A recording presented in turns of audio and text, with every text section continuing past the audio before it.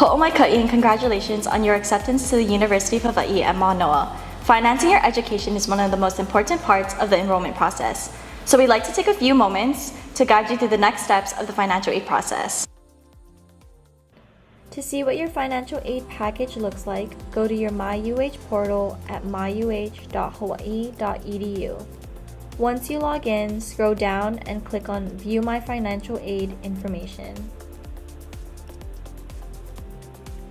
Once you log into this page, you will be able to see your overall financial aid status, your eligibility, holds, requirements, and your award information.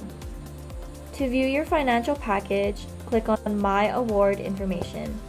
Then click on Award by Aid Year and select the appropriate academic year you are receiving aid for.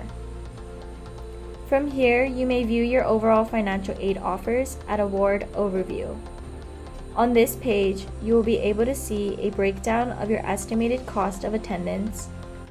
Please note that this number is an estimation to ensure that you are not short on funds.